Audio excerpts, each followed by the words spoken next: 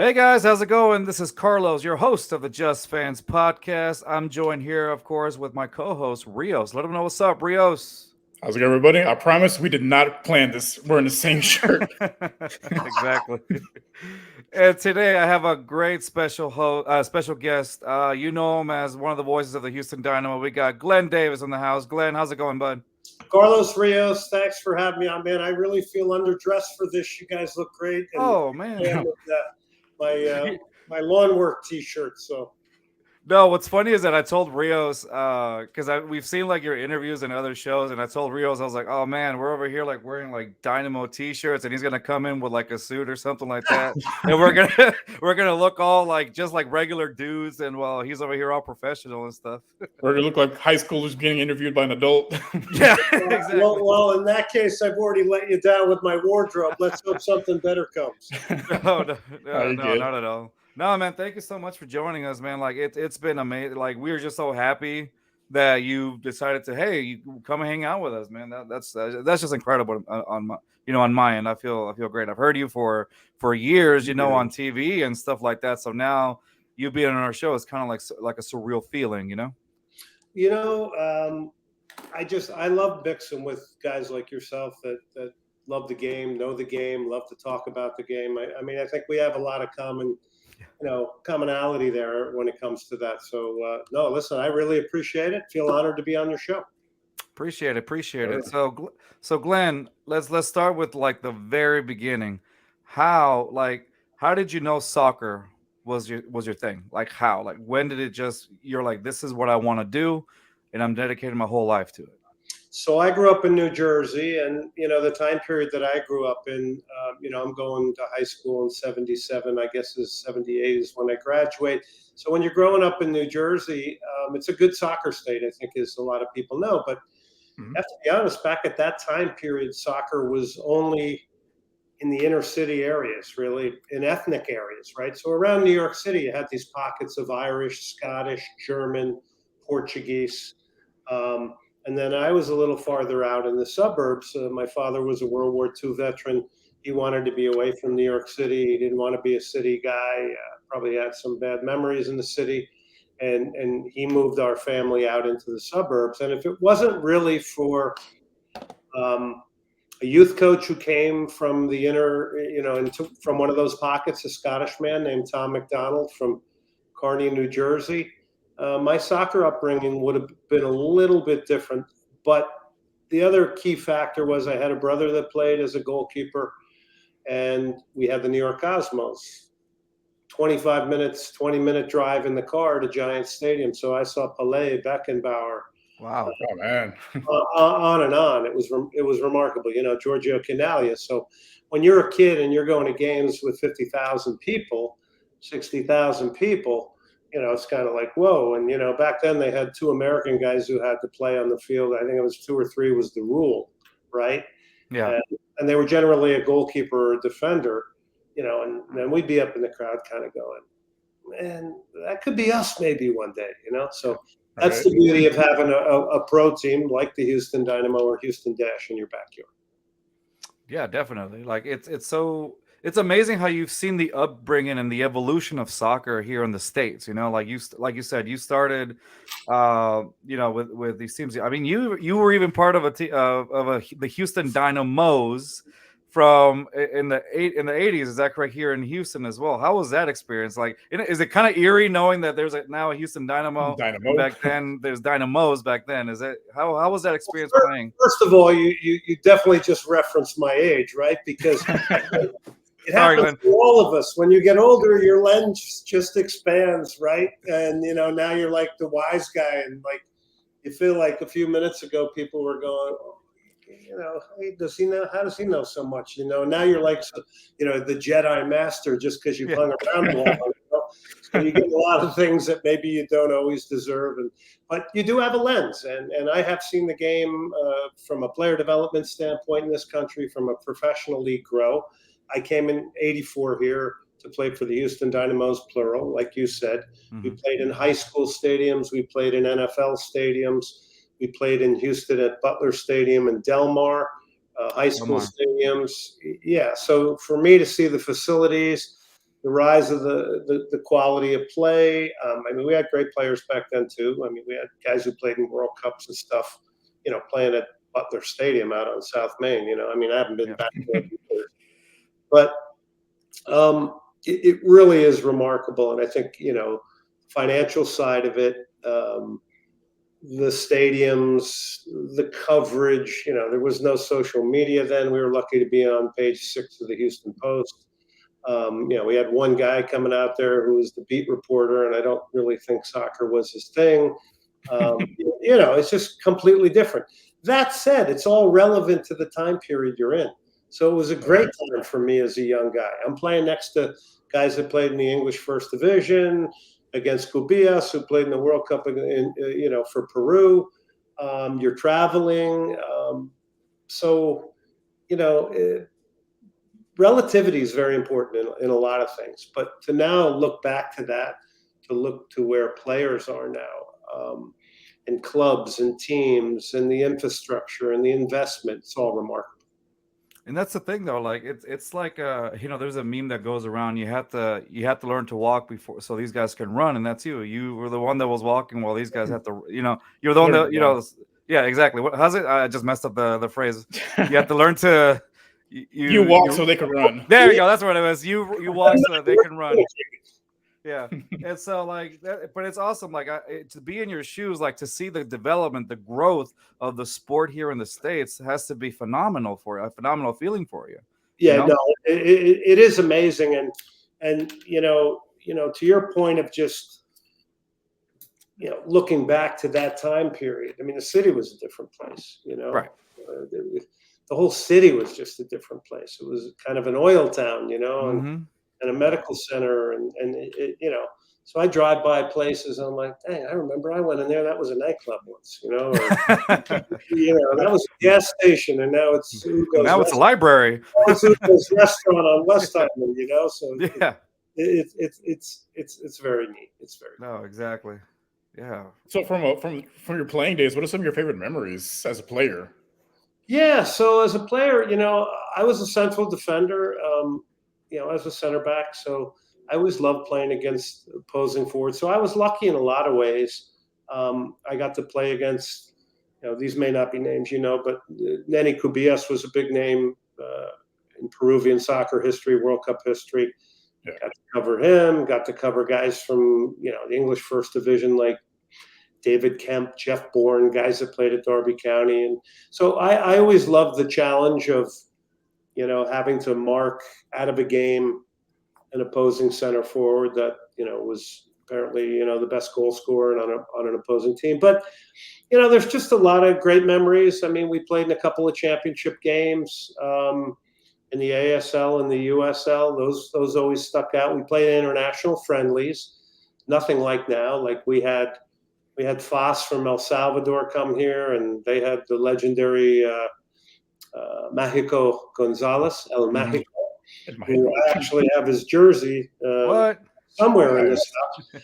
Yeah, well, I was the smartest guy on the field that night because the minute the whistle blew, I got to him before anybody else really knew. And you got to remember, you didn't have all these. You couldn't go Google somebody and find out about. Right. You could only hear rumors and things that organically kind of floated to you. Yeah. So. So we played Pumas from Mexico with Negrete. I mean, these were all fun markers for American players at that time and younger guys, and we had a lot of international guys on our team as well. Now that you brought up Negrete, I had one of the coolest things. So I teach kids. So and so when I was working my way up to teaching, I was tutoring and things like that. So one of the coolest things is when I was tutoring, I met this guy who's this parent who's from Mexico, and he had a lot of ties with with coaching, and so he asked me like, "Hey, do you have a favorite soccer team from Liga MX?" And I was like, "Well, my brother grew up a huge Pumas fan, and because of my brother, some of the fondest memories that I have with my brother lives in California right now, but when I was younger, we used to watch Liga MX, and it was Pumas, that we used to watch. So the guy said, Pumas, right? I was like, yeah. About maybe after I was finished tutoring, one of the coolest things that had ever happened to me, he came up and he's like, "I got something for you." I was like, "Okay, what is it?" And so it's in my Instagram, but it's because I don't have it anymore because I gave it to my brother because I knew it was going to be meant more for him. It was a signed Manuel Negrete Oh, jersey, wow. game worn. I don't know if you guys can see it through here, but it was game worn. He gave you So that? yeah, he gave me that. He's like, I have like tons of them because apparently I guess he knows them. And so, but it's like the polyester, like the jerseys felt different. They're not like these, this material, this breathable thing. This was like the actual polyester. 90 degrees down here. Oh my God. Yeah. Yeah, they were. I still have one of mine. I think somewhere in a box. But yeah, these things were not comfortable. Yeah, I bet. Especially I was like, and they were just like, they looked uncomfortable, but you can admire the beauty of them though. Like they looked beautiful. And just feeling it, I was like, first of all, in my as soon as I felt it, I was like, well, how do they play in this? Because the Houston Heat is no joke. We all know that the Houston Heat is no joke. And you never get used to it. You never get used to it, no matter where. I've lived here 39 years, have not got used to it yet. Yeah. And Rios is 86. Isn't that crazy? No. Anyways. So I have to always throw that joke in for Rios. No, but going back to that, it was just an amazing feeling. I was like, wow, Manuel Negrete. And so I told my brother. My brother was like, I surprised him. And I was like, we had gone to visit him in California. I was like, hey, I got a surprise for you. He was like, oh, wow. What is it? And he's like, well, just close your eyes and here's a little box, whatever. And he's like, okay. So he's probably thinking he brought me something because I always bring him like an Astros hat or something, right? And he's like, okay. So he looks at it.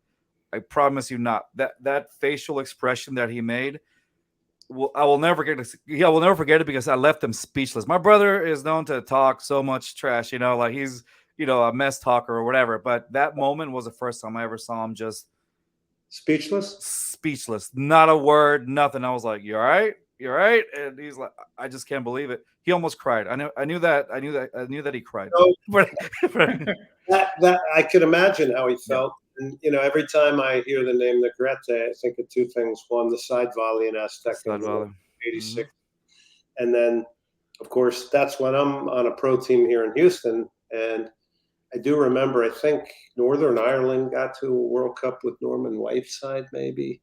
Mm-hmm. And we had an Irish goalkeeper named Bill Irwin who played for Cardiff City. And he took off for a couple of days to go down to Mexico City and catch up with the Irish national team. But I played against Negrete in a thing called the Marlboro Cup in San Antonio. Mm-hmm. And, it's a little guy. Yeah.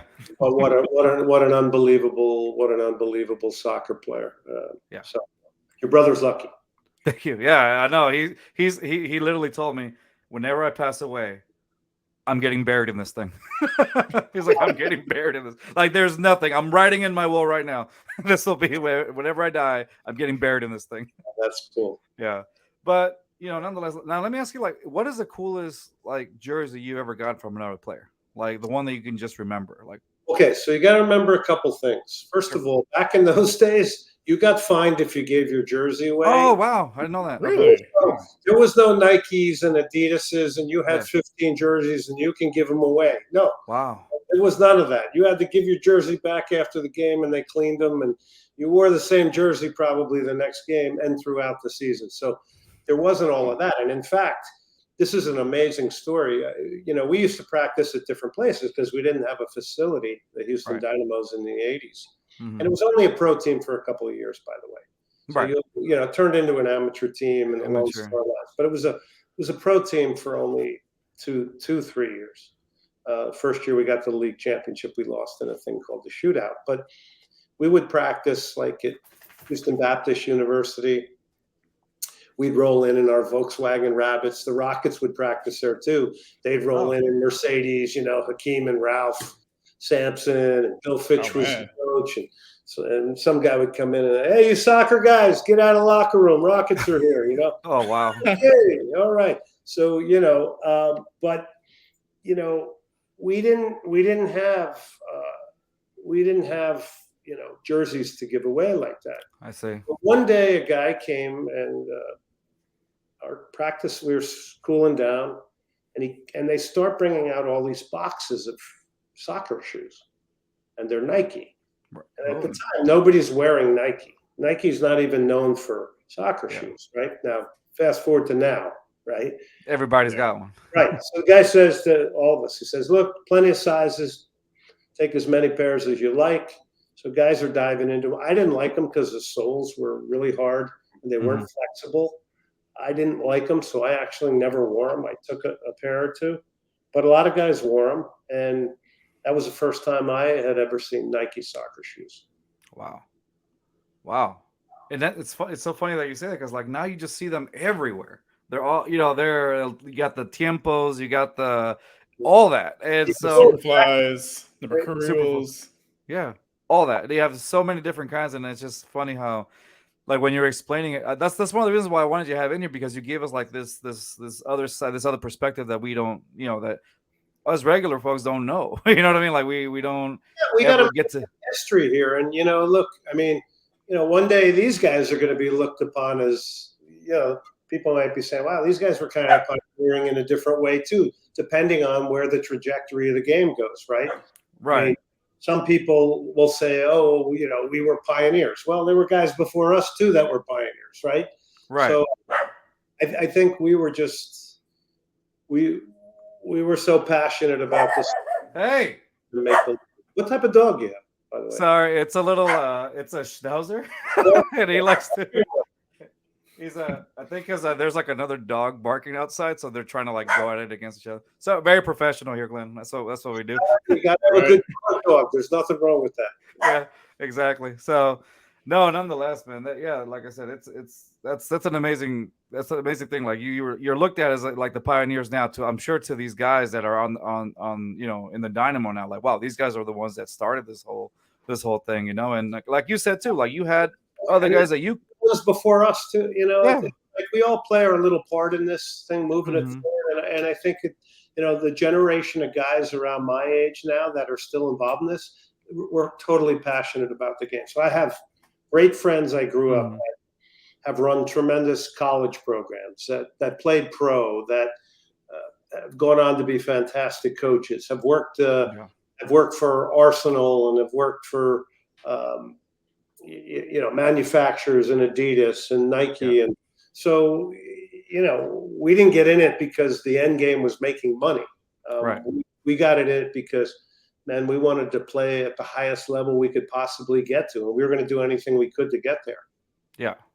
Do you, and that's an amazing thing, because like sometimes you just kind of, I don't know, nowadays it feels like, and I might be wrong, because like now it's all about, the highest, it's almost like about the highest paid player and stuff like that. Like it's almost like, I mean, I'm sure the love of the game is still there, commercialized more so. Like it's more about getting the sponsorships, getting the bigger contracts, the shoe deals, and that. Like not so much the love of the game anymore. I feel the same way. Also, it's like it doesn't feel like it's their passion. They view it as a job almost sometimes. Rios, don't you think that's true of all sports? But I mean, that's I feel that big time. I feel like it's so over commercialized now. It's like. We're talking about this. We're talking about all these comforts and all these things that the fan expects now. And then you can turn the game on from Central America, it's Copa Libertadores, and you got 50,000 people sitting on concrete. And then and then you say, why do people come to games in the U.S.? Why, So I do think it's overly commercial, and I get tired of the commercial aspect of it. I understand why it's there. I listen. I have a radio show. I thank my sponsors. I'm commercial too, but in the end, we all are like we're all serving some master. But the thing is, you want it to be about the nuts and bolts of the game. I don't want to go on the radio and just say something every night on a radio show like tomorrow night when I'm on with Soccer Matters and talk about things that everybody already knows, and they click the button and go, man, that's a bore. I mean, this is white bread. There's nothing, this guy's not going deeper. He's not probing. So I'm kind of with you, Rios and Carlos, that it does get a little too focused on the commercial, and here's what we look like getting out of our car before the game, and here's our outfit. You know what I care about? I want you to go out and score goals. I want you to perform. Those are the things that light me up. Yeah, I remember the passion for the patch on your shirt, like just giving it a go when you're out there. what was it? It was and I think it was when I feel like it was when the U.S. didn't qualify for the men's national The for the World World Cup, Cup. I'm sorry, and 2018. now I Yeah, can't remember now off the top of my head. I'm drawing a blank. The commentator that made the comments about the men's national team, how he talked about the guys that paved the way for them, how they weren't into the whole like you said, the Mercedeses, the outfits, everything. Like those guys paved the way for so that these guys could actually get into this. But for the U.S. at when they didn't qualify that year, like it was like he called. I think he basically called them out on it. Like why didn't you? And I can't remember. I'm trying to blank on the They, name. And they were easy pickings after not qualifying for the World right, Cup. yeah, That's low hanging exactly. fruit. Everybody can have a crack at that. Yeah. You have to talk about the coach too, and Mm-hmm.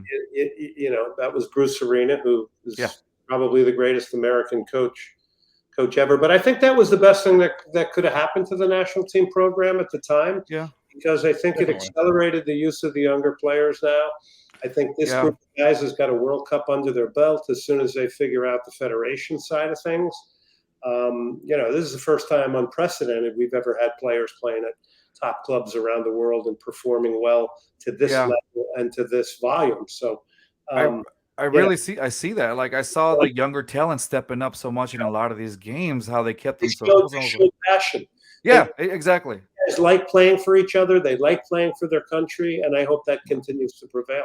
And you said it perfectly yourself. Like these are younger guys. It's not like they're like older guys that are like on their way out. They still have a good ways to go. Yeah, their best players And are like 23 and under. yeah. And Yeah. like you said, they're also this is the first time where a lot of these guys are now playing overseas as well. Like you haven't seen that in a lot in previous US teams. Is that correct? Ever really? All of a sudden, we're playing at bigger clubs and Right. in more prominent roles. We'd have the odd guy here or there, the Clint Mhm. Dempsey, the Tim Howard in goal. I mean, Mhm. goalkeepers has been our thing. But to now see a number of these guys, McKenny, Tyler Adams, who's injured right now, Injury. Aronson, and these, a lot of these guys getting opportunity, and having a World Cup behind them, and then having the next one in the United States, it bodes pretty well. Got to get the right coach now. Yeah, true. Yeah. True. Do you Rios, we had asked the question about like where do you think about the academy? Is that correct or Yeah, so you've seen the evolution, over the years, but I think what separates us from other countries, like here, it's basically it's pay to play. Like we don't get the best players because not all these kids can afford, just $3,000 academies. And versus overseas, like they go out and they get these kids and they, pay for their wages, they pay for this, they pay for that. I guess what can we do to catch up with the rest, like with South America and with like Europe, like as far as academy wise? Well, it's complicated. It's never going to be the same as the rest of the world. There's right? so much money changing hands. Let's just take Houston as a market, for instance. So right Mhm. now we're in a time period where, and I ran a youth club for 10, 11 years, about maybe Mhm. 10, 11 years. I loved it. It is so dominant now from the standpoint of making money that player development decisions a lot of times are based on money. So, Right. these kids everybody's trying out for clubs now. You got every type of different league. You got MLS next with the Houston Dynamo we're in, along with a new club headed up by Josh Gardner called Rangers. You've got this company, I think it's called GFI, which was Total Football. So they're the three MLS next. Then you have ECNL. You have all these leagues. You have everybody trying to grab their money. You get all these crazy claims of we're revolutionizing youth soccer and we're the pathway to the pros. And the truth is, very few players are going to make it to the pros. Right. And I believe we're in a lot of ways being a little bit unethical in the way we present this to parents who, parents get big eyeballs a lot when it's pathway to the pros and all that. And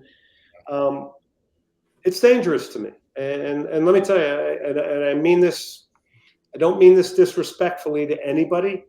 There are really good coaches out there, and there are really bad coaches out there, okay, that are not doing the job. Right. But there are a lot of really good ones. But when it's all about money and being the massive youth club and marketing, it's pretty easy to see through it. You see who's doing it, and you got to hope that there was some way to maybe get all the oars rowing in the same direction. that didn't happen because when the Dynamo came in, they missed an opportunity to maybe take a bit of the lead way back when the club came in kind of helping to shape and lead and bring together, extend the olive branch to the youth community and get everybody maybe, you're never going to get everybody, but you can get the majority moving in the same direction for the betterment of the game, and everybody can still, make their money. I don't begrudge people making money.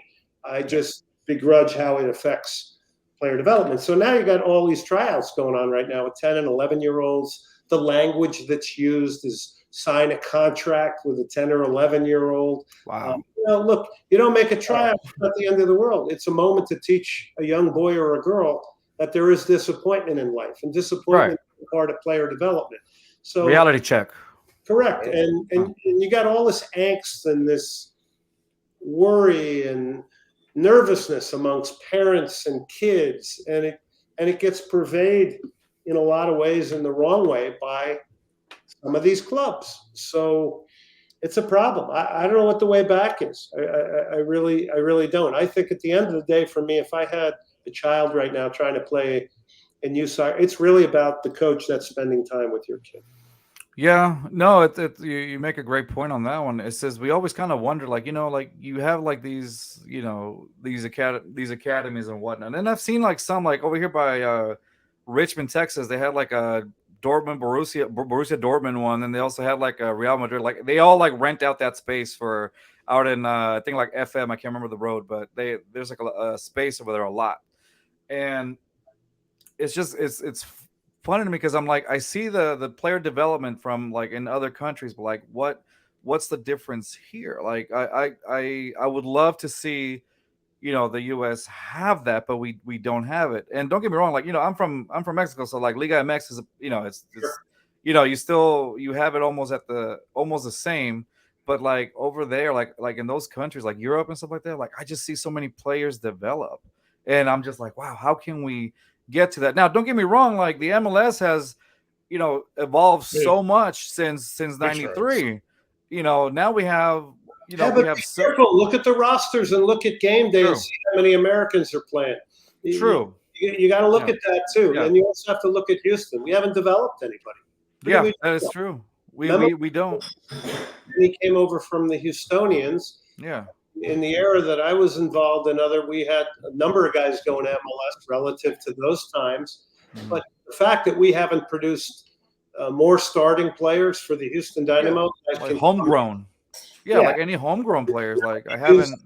Not be used as a marketing tool as a homegrown, that actually can go and take legit minutes and produce. This is what's got to happen in the future, and it's been too long without this. I mean, you could see pictures of all these kids that are considered homegrowns for the Dynamo that have never touched the field.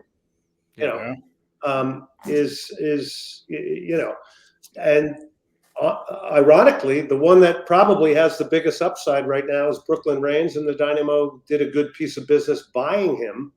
I guess Pat Onstad and company, but it's not a local developed here. I mean, come on, look at how many people are here, and kids are playing soccer. And, like you go to like Chimney Rock and all these areas there, and you got kids playing, just balling out and stuff. Even like in these indoor places, you see the talent there. Like, how are these guys not signed? Like, Rios and I used to play indoor. Now, don't get me wrong, we weren't good. We just used to play indoor, recreationally. All right. And so, which facility?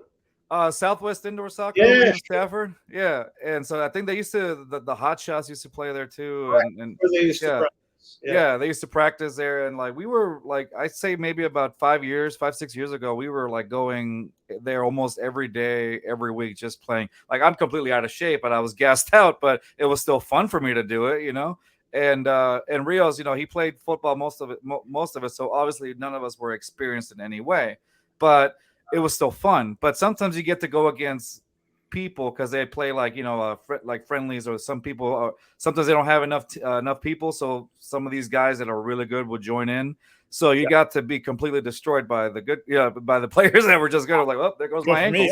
I view it as a challenge to get better. Like if someone would burn me on one play, like, you know what, not again. Like I will study the technique and take the ball away from them. Like I feel great doing that. But going back to the point though, like there's so much. I feel like there's so much talent here that if there was like, I don't know, I'm just saying like like scouting or something, like somebody going to these places. There is. All these Yeah. clubs playing, player development, and I think some do a good job. Like I said, I think it's a mixed bag. There's some excellent, and there's some very poor coaching. But to your point on, Borussia Dortmund, and there's a lot of pro clubs. Every team from Mexico has either some sort of affiliate or loosely affiliated scout here in Houston. It's all over the place, to your point. So they all understand the market. They understand the soccer passion that's here in all these different nationalities and ethnic groups that come from all over the world. I mean, that's the beauty of our city. I mean, one day we could make the stadium a cornucopia of all these different people that just come from every corner of the globe. Of course. That love the game. We'll see more Nigerian flags there, more Honduran flags there, and make it less. Less kind of trying to be Rockets and American traditional sports and just make it a mishmash. You take these down really quick. Yeah. The hot mess. Yeah. I love all sports. Same. You know what I mean? That's the uniqueness of football. You see it when they play when they play Pumas or play Tigres. Like you see like the fans from other, it's packed, like the passion they have for any little thing like this. The energy in the stadium is so much different than say a Dynamo home game. It's just a different type of energy. Well, at least the Dynamo got Santos Laguna, so that'll be good. Yeah, that's true. It'll be a good crossover, and those are always opportunities to earn unique fans. You get a bunch of Santos fans there.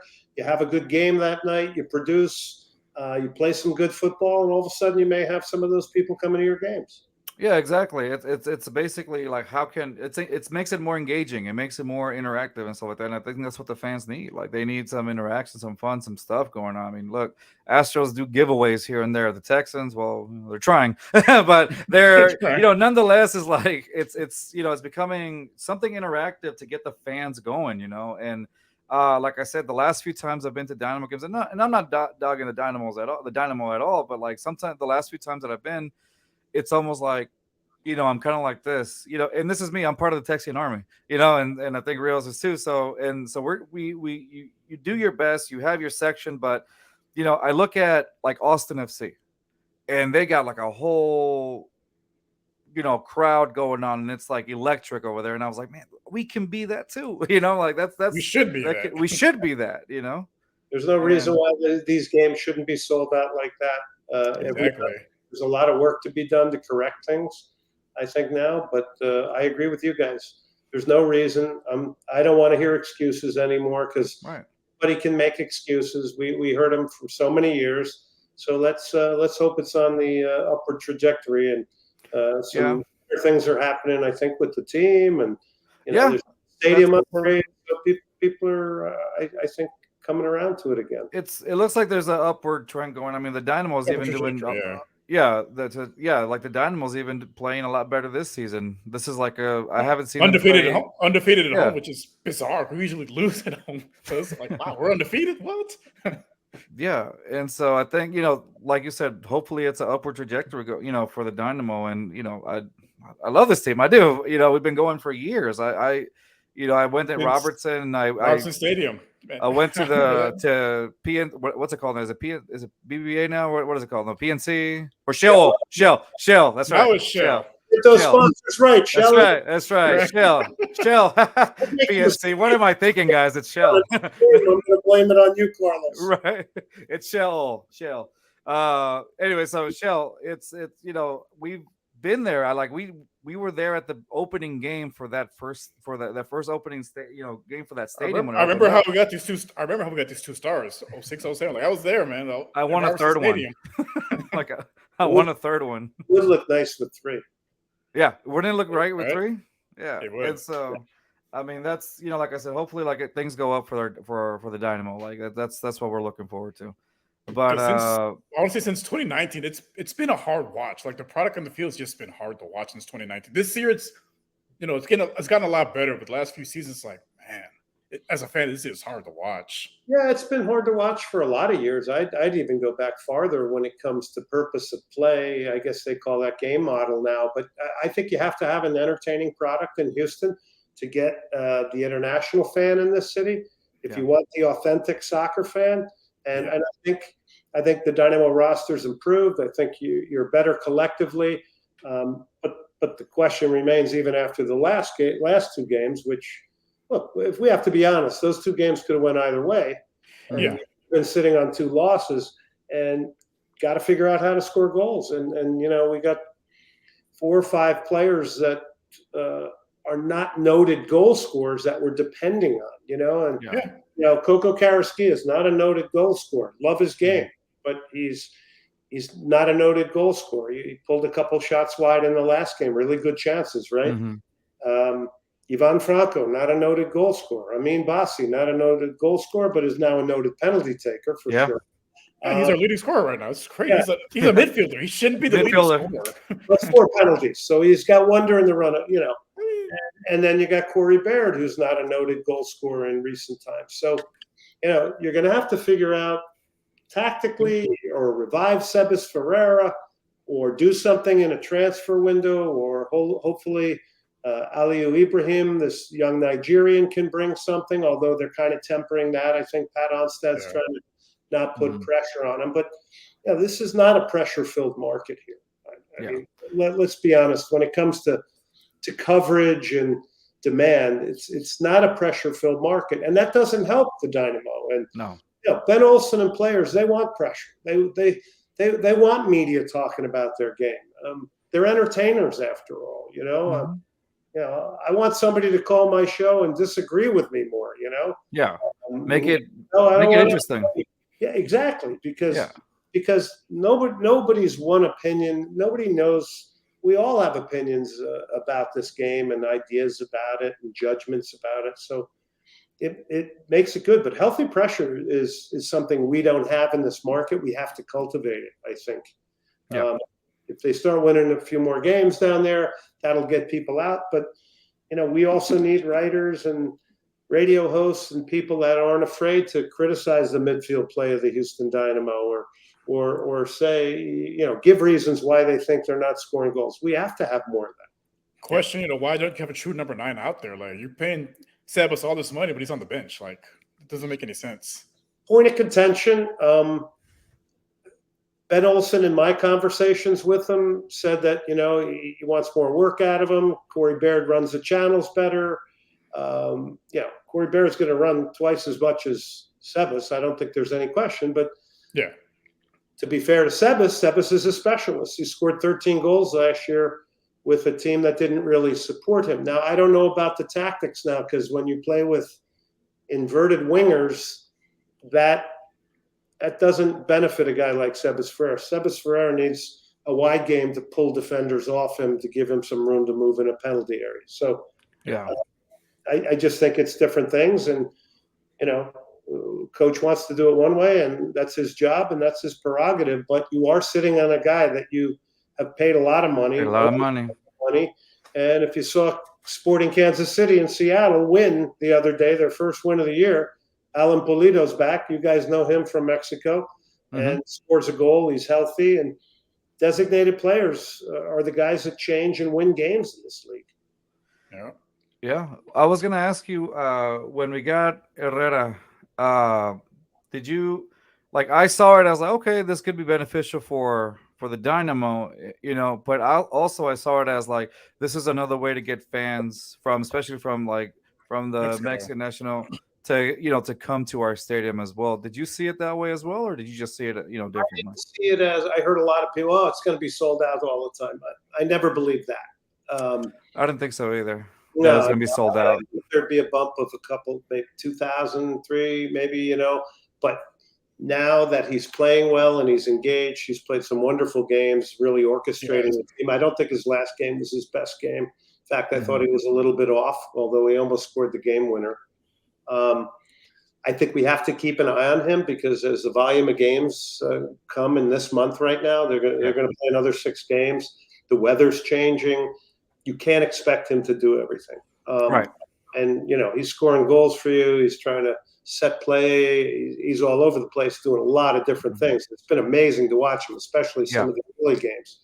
But you can't expect him to do that the entire season. And So to have him engaged and focused, I think is a big thing this year. And I think that was a question mark to a lot of people coming in Yeah, this year. it was. It was. How much does he have?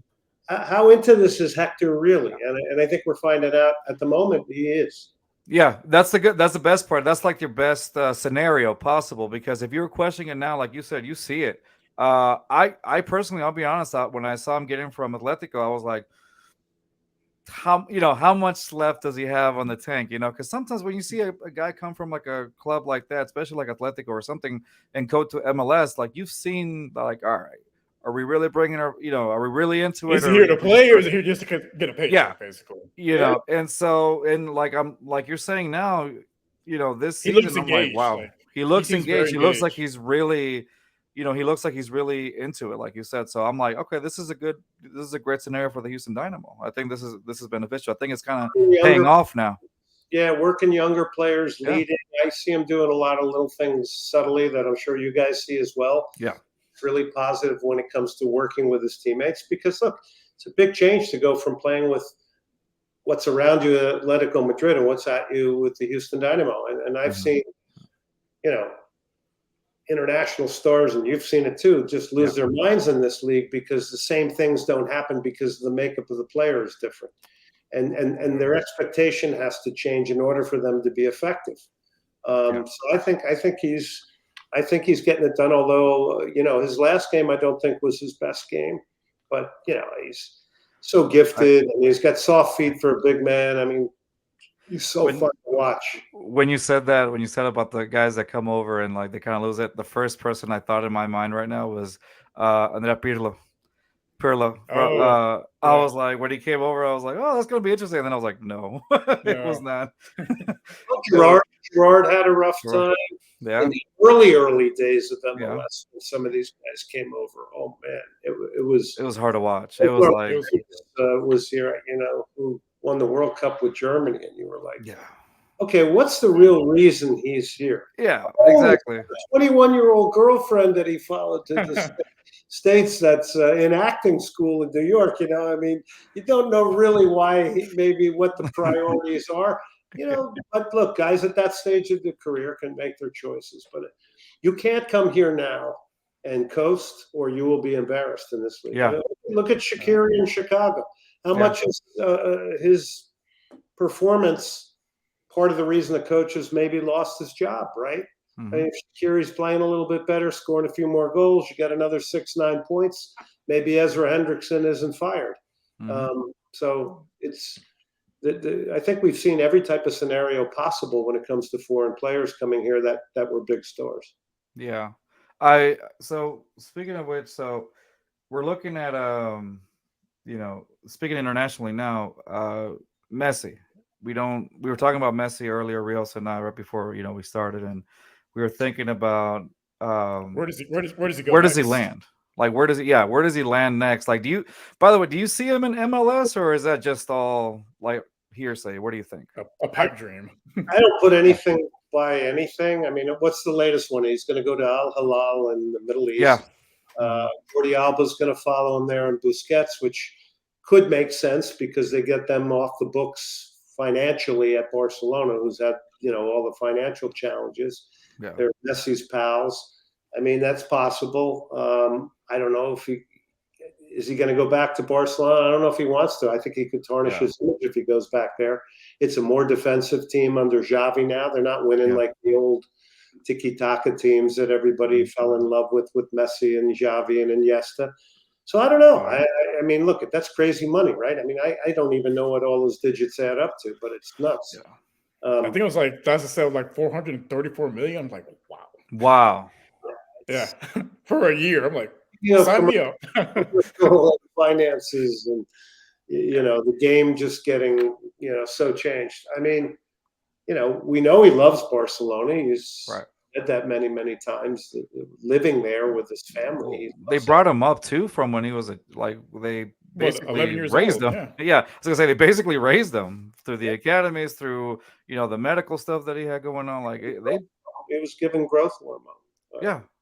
But, the thing I really look at is if he goes back to a weakened Barcelona team, although they're going to win La Liga, but, where does that those teams he were on, those were superhuman teams. I mean, those are defining teams that changed football as we know it.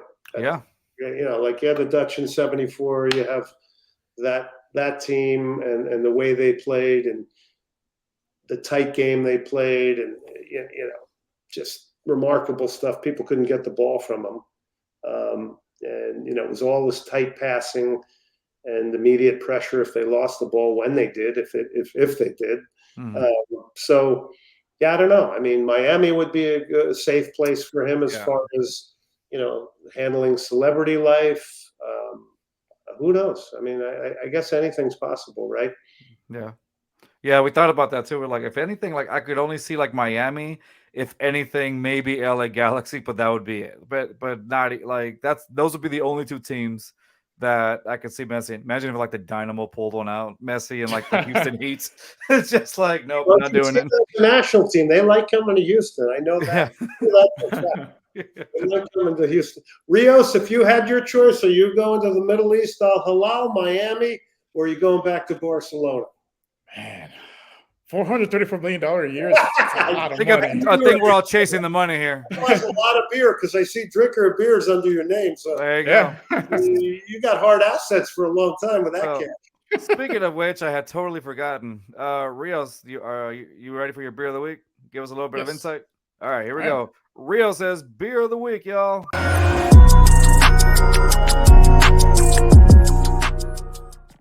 So Glenn, we have to give him his own segment for him to feel special. Go ahead. I like that. Well, I heard he's like Cristiano Ronaldo. He's kind of hard to control. He's high maintenance.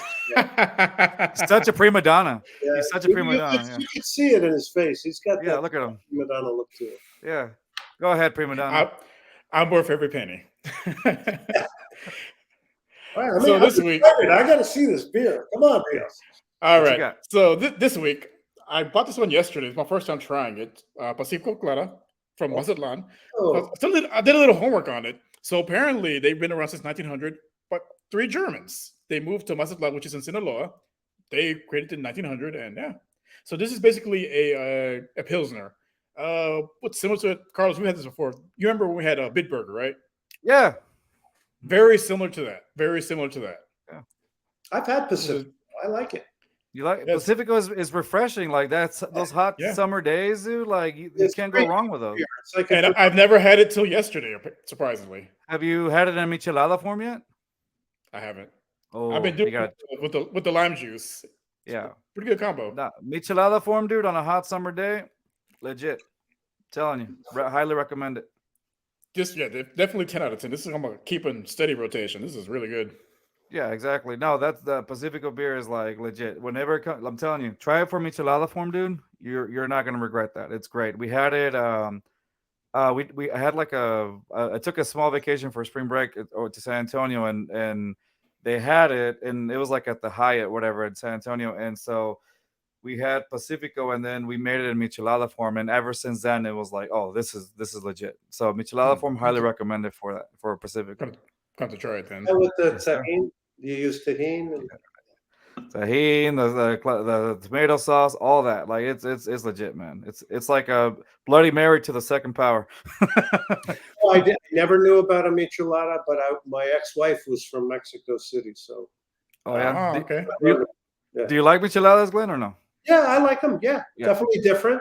It's not, culturally, it's not something I grew up with, but definitely different. I love it. I mean, look, when I got here from New Jersey, it was like a whole new world food-wise, as far as spices and, real Mexican food. Even the Tex-Mex was amazing. Yeah. Good Tex-Mex.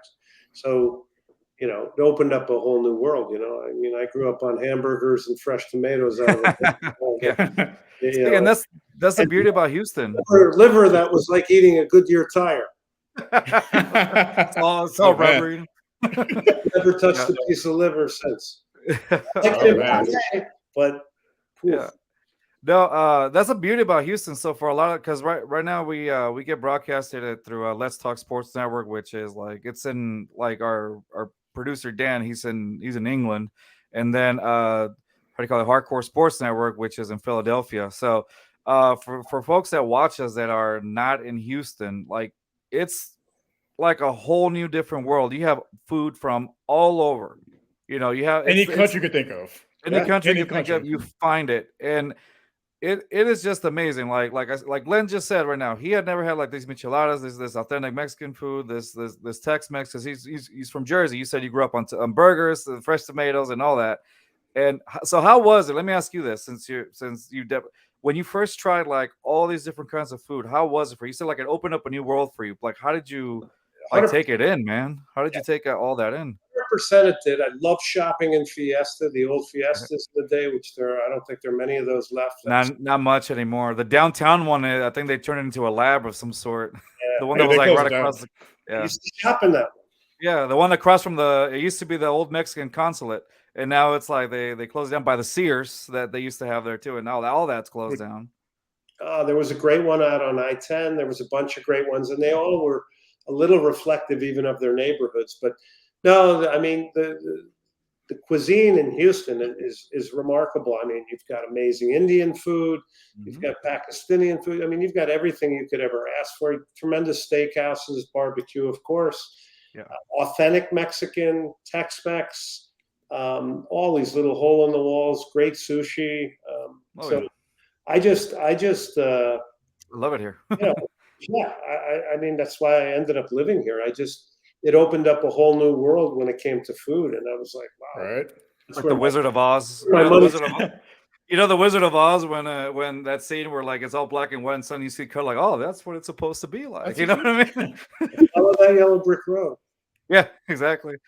I grew up in Aliff, and like basically one corner you have like a Indian restaurant, another corner you have this halal grill, another one Mexican food, Salvadoran food, like all like within like a mile radius of each other. It was I had never. Blair Boulevard, you got all those great Asian. Yeah. I mean, every type of Asian restaurant you could ever. You got Exactly. dim sum, you got Korean, you got the restaurant Mine. I mean, you got Thai out there. You got hot pots. I mean, you can get the authentic ramen. It's like anything you think of. It's amazing. Over the Hot Rocks, Yes. Yeah, dude, everything. Like I said, Houston. For those of you that watch us that are from y'all need to try Houston. Houston is legit for food, entertainment, like everything that you can think of. Like you see it here, and that's why we love Houston. Houston is amazing. Like it's almost like I'm saying, what's that? I was at the House of Blues last night. House of Blues. Thank you. House of Blues was awesome. Did you go? Who was playing at the House of? No, it wasn't the Yeahs. It was somebody else. No, they were at 713. 713. Furs from the 80s. Oh wow. Oh. It was cool. It was a good show. Actually, there were some soccer fans there too. Oh really? Did any of them recognize you up there? I had a few soccer fans digging the psychedelic furs. Every concert I go to, they're soccer fans. Well, we know that. We know that. They're everywhere. Exactly. Hopefully it continues to grow. Yeah, hopefully it continues to grow. Like I said, it's grown there. We have to grow it on the MLS side. We got to get. That's true. Me, I really want to see more authentic soccer fans down there. From that are new, that haven't experienced it yet. Like I want to see the stadium full. Just people just with that passion, just going crazy. That's my dream for the Shell Stadium now. Gotta get the sponsor right. Shell. Yeah, we've had some good crowds. The first couple of Dynamo home games, there's been some nice crowds. They're vocal. They're into it. The acoustics in there are great because it's a bowl.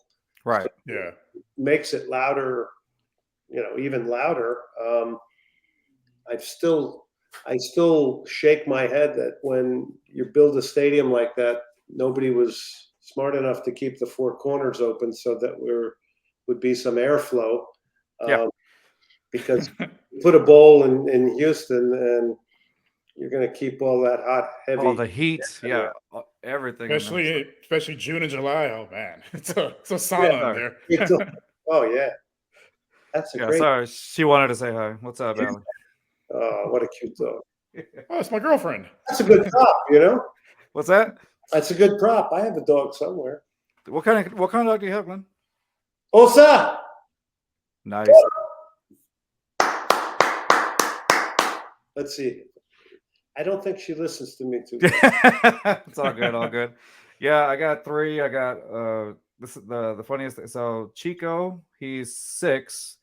Allie, who's 2, and then Taco, who's 10.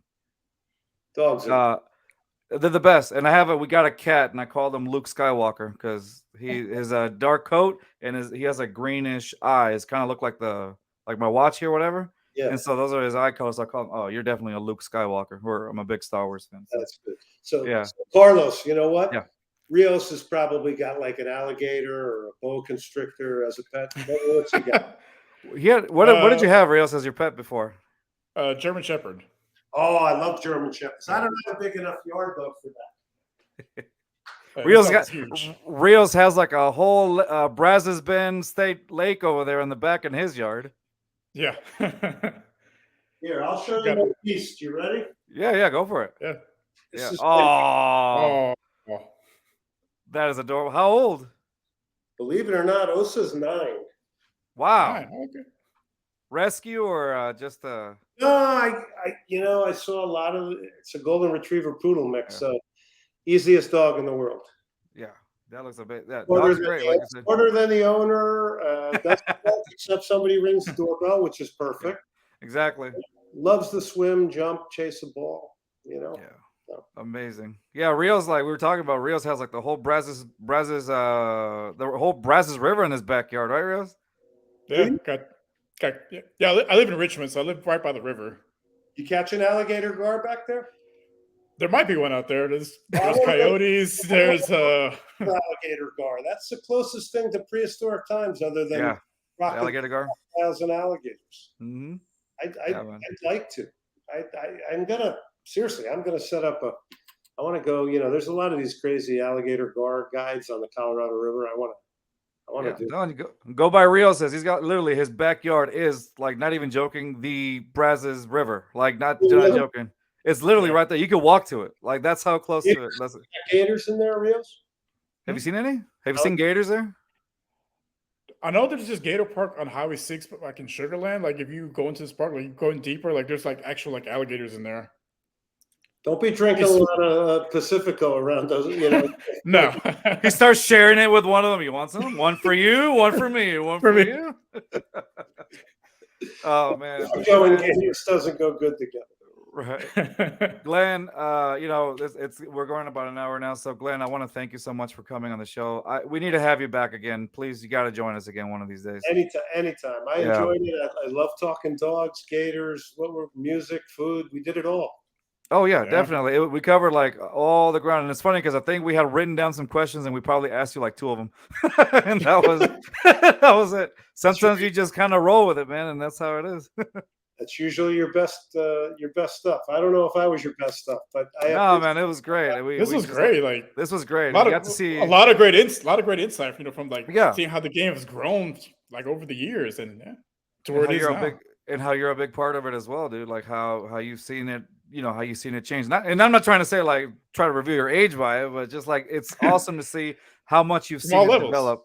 Yeah, from playing, coaching, broadcasting. Like it's been a fun journey. Different things. And by the way, I will tell you that everybody gets these breaks. I got breaks, and a lot of people that helped me, but. You said you were a teacher, Carlos. Yes. I don't know if there's anything as redeeming as working with younger people. And it's amazing. I absolutely love the coaching side of it, and I was going to pursue that as a career. And then, I kind of got the TV became something a little different and unique, and doing media. I also wrote for the Chronicle for 7 years. Yeah, I was going to ask you that too. Like you did that. One of my questions that I just remembered right now that I wanted to ask you. You